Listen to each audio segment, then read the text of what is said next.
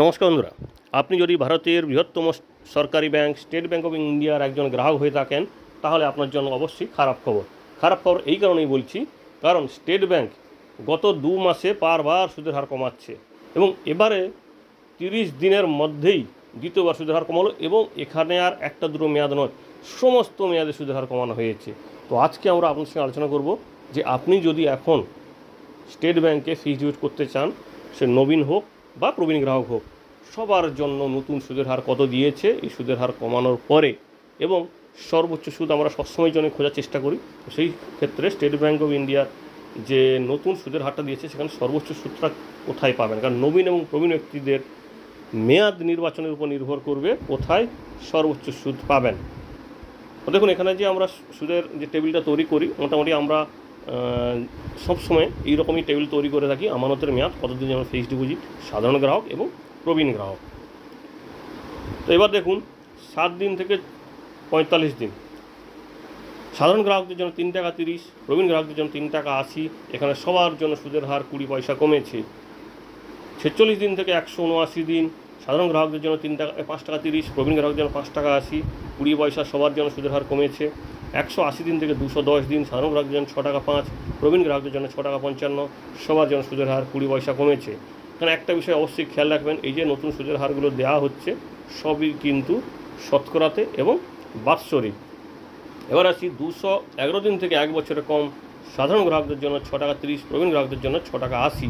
এখানেও কিন্তু সবার জন্য 20 পয়সা সুদের হার কমেছে। অর্থাৎ 1 বছরে কম মেয়াদের সমস্ত মেয়াদে সুদের হার কিন্তু 20 পয়সা করে কমেছে এবং নতুন সুদের হারটি লাগু হচ্ছে। আপনারা দেখতে পাচ্ছেন স্ক্রিনে যে 16 তারিখ থেকে, 16ই মে থেকে। এবার দেখে নিই, 1 বছর থেকে 2 বছরের কম সাধারণ গ্রাহকদের 6 টাকা 50, প্রবীণ গ্রাহকদের 7 টাকা।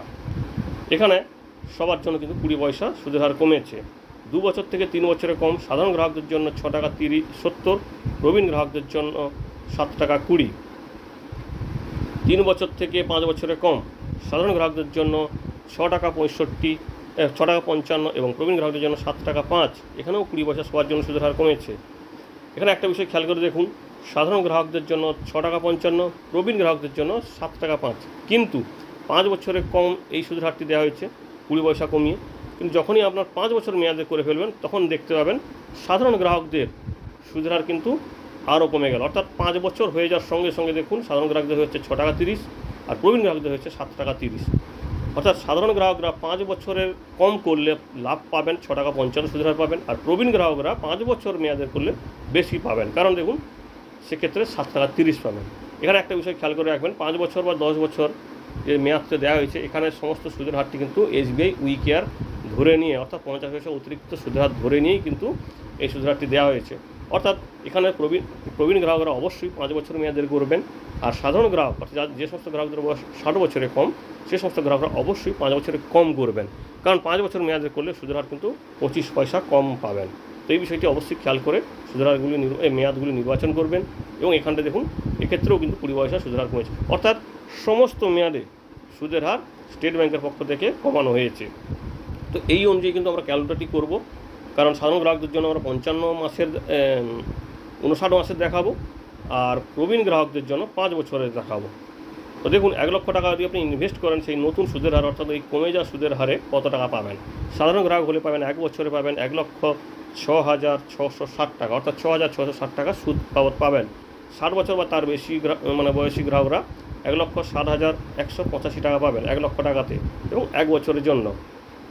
2 বছর মেয়াদে সাধারণ গ্রাহকরা পাবেন 1,14,212 টাকা, আর প্রবীণ গ্রাহকরা পাবেন 1,15,340 টাকা। 3 বছর মেয়াদে এখানে একটা বিষয় খেয়াল রাখবেন, 3 বছরে কম করলে সুদের হারটা কম বেশি পাবেন। এই জন্য আমরা এখানে 35 মাস নিয়েছি। 36 মাসের হওয়ার সঙ্গে সঙ্গে সুদের হারটা অনেকখানি কমে যাবে, সেটা আপনারা সুদের হারটি দেখার সময় বুঝতে পারবেন। এখানে দেখুন 3 বছরের কম অর্থাৎ 35 মাসের হিসাবটা আমরা দেখিয়েছি, 1,21,385 টাকা হবে 20 বেসিস পয়েন্ট সুদের হার কমার পরে, এবং প্রবীণ গ্রাহকদের হবে 1,23,137 টাকা। সাধারণ গ্রাহকদের জন্য 5 বছর মেয়াদের, এখানে কিন্তু আমরা প্রথমেই বলেছিলাম যে 5 বছর মেয়াদে সাধারণ গ্রাহকদের আমরা দেখাবো না, এখানে দেখাবো 59 মাসের, অর্থাৎ 60 মাসের বদলে 1 মাস কম করে। তো সেক্ষেত্রে 1 লক্ষ টাকাতে পাবেন 1,37,634 টাকা, কারণ আপনি যদি 5 বছরে করেন সাধারণ গ্রাহক হলে, অর্থাৎ বয়স যদি 60 বছরের কম হয়, সেক্ষেত্রে আপনি 25 পয়সা সুদের হার কম পাবেন। আর প্রবীণ গ্রাহক হলে পাবেন ওই 5 বছর মেয়াদের জন্য। এখানে কিন্তু আর কমানো হচ্ছে না, কারণ সুদের হার 7 টাকা 30 হয়ে যাচ্ছে। তো 7 টাকা 30 হলে পাবেন 43,578 টাকা।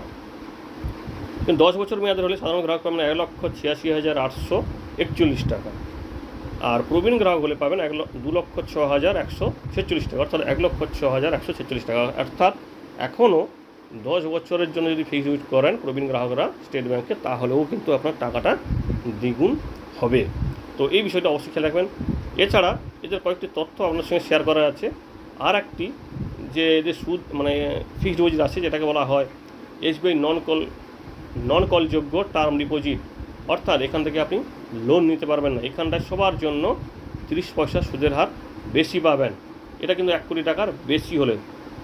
তো এই ক্ষেত্রে দেখুন, 1 কোটি টাকার বেশি যদি ফিক্সড ডিপোজিটটা করেন, সেক্ষেত্রে 1 বছর মেয়াদের সাধারণ গ্রাহকরা পাবেন 6 টাকা 80, প্রবীণ গ্রাহক পাবেন 7 টাকা 30। আবার 2 বছর মেয়াদের হলে এখানেও সেই 40 পয়সা বেশি সুদ পাবেন। সাধারণ গ্রাহক পাবেন 7 টাকা 10, প্রবীণ গ্রাহক পাবেন 7 টাকা 60। অর্থাৎ সাধারণ গ্রাহক এবং প্রবীণ গ্রাহকরা যদি নন কলযোগ্য টার্ম ডিপোজিট করেন এসবিআইতে, সেক্ষেত্রে 40 পয়সার বেশি সুদ পাবেন। যদি কারুর সামর্থ্য থাকে, সেক্ষেত্রে সে যদি 1 কোটি টাকার বেশি ফিক্সড ডিপোজিট করতে চায়, তখন কিন্তু এই সুদটা পাবেন। এছাড়া ফিক্সড ডিপোজিটের কয়েকটি বিষয় যেগুলো আপনারা অনেক সময় কমেন্ট করেন, সেই প্রশ্নগুলো যে স্টেট ব্যাংকের হিসেবটা কেমন করা হয়, ফিক্সড সুদের হিসাবটা অবশ্যই কোয়ার্টারলি কম্পাউন্ড করা হয়, অর্থাৎ 3 মাস ছাড়া ছাড়া কিন্তু আপনার সুদের পরিমাণটাকে কম্পাউন্ড করা হবে। আর ম্যাচুরিটি ক্যালকুলেটর যেটা হয়, সেটা কিন্তু তাদের নিজস্ব যে সফটওয়্যার আছে সেই অনুযায়ী কিন্তু তারা ইন্টারেস্ট এবং ম্যাচুরিটি ক্যালকুলেশনটা ওরা করে দেখিয়ে দেয়। এছাড়া বলা হয়েছে actually maturity value will be printed in your fixed deposit certificate বা রিসিপ্ট, অর্থাৎ আপনি যখন ফিক্সড ডিপোজিটটা করছেন তখন যে অ্যামাউন্টটা থাকবে সেটাই কিন্তু অ্যাকচুয়ালি অ্যামাউন্ট হবে। অনলাইনে আমি কিন্তু স্টেট ব্যাংকের নিজস্ব ক্যালেন্ডার ব্যবহার করি আপনার সামনে তুলে ধরেছি, যাতে কোনো না সমস্যা হয়, কেউ না বলতে পারেন যে কেন সুদের হারটা এখানে কম দেখাচ্ছে। তো এই জন্য এখানে কিন্তু এই ফিক্সড ডিপোজিটে যে সুদের হারটি বলা হয়েছে, সেই সঙ্গে সঙ্গে ক্যালকুলেটরটি কিন্তু স্টেট ব্যাংকের নিজস্ব ক্যালকুলেটর, যেখানে কিন্তু এই বিষয়টা বলা হয়েছে। দেখুন, ফিক্সড ডিপোজিট রিসিপ্টে যেটা থাকবে সেইটাই কিন্তু আপনি সুদের পরিমাণটা পাবেন, সে 50 পয়সা বেশি হলো কি আর 50 পয়সা কম হলো কি। এছাড়া দুটি গুরুত্বপূর্ণ ইনফরমেশান আপনারা জানেন, এই মুহূর্তে নতুন নিয়ম অনুযায়ী প্রবীণ গ্রাহকদের কিন্তু এখন 1 লক্ষ টাকা পর্যন্ত সুদের হারে ছাড় পাওয়া যায়, এবং 1 লক্ষ টাকার বেশি হলে তখনই কিন্তু টিডিএস কাটবেন নির্দিষ্ট হার অনুযায়ী। এই টিডিএস না কাটার জন্য আপনাকে কী করতে হবে, 15G বা 15H ফর্ম পূরণ করতে হবে, এবং যার ফলে কিন্তু আপনি এই ট্যাক্সের বা টিডিএসের কাটা থেকে ছাড় পাবেন, এবং যে সম্পূর্ণ সুদটা আপনি বাড়ি নিয়ে আসতে পারবেন। নাহলে কিন্তু আপনার অনেকখানি সুদের টাকা কেটে নেওয়া হবে।